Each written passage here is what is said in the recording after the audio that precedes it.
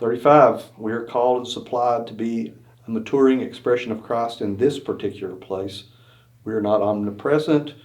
We don't and we can't live everywhere. We believe God will bear witness to this place through churches committed and submitted to this place. Churches are not one-size-fits-all kind of communities. Again, we've touched on it in a number of different ways, but we can't be the wisdom of God in Carmel. We can participate with churches, cooperatively and maybe be part of God bearing witness in that place. But we are very well suited to bear witness in this place. And that's all we're trying to do, is simply be the kind of community that God could use to bear witness of God's multi-sided wisdom. And that's kind of where we are. That's why we think place matters so much, because it's kind of like to turn an old thought that some of our evangelical friends had when we were growing up. It's young people are so concerned about where God wants them to be, and they're listening for a call of God, and it's like, well, did you ever stop to think that maybe God put you where He wanted you? He already put you somewhere. Yeah. So what's wrong with that place? He was able to do it with Jesus. Can He do it with you? Yeah.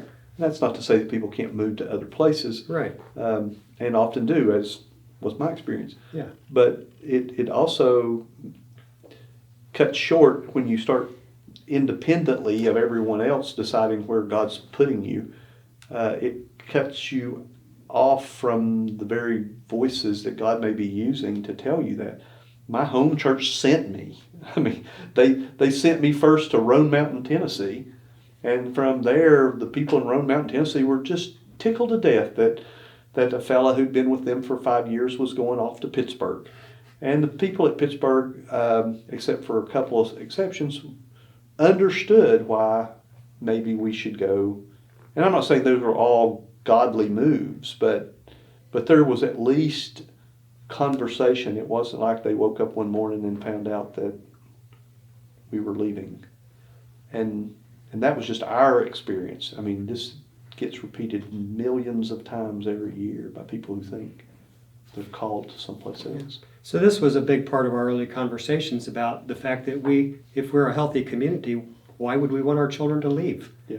When the way we'd been brought up was, if kids have got to grow up and move on, they've got to get out of this place. Well, especially if they're achieving kids. That's right. And so we started saying, no, we really hope we can be the kind of place where our children want to stay. And so it's interesting now, because we have some young people coming here who think that we're telling our young people they have to stay here.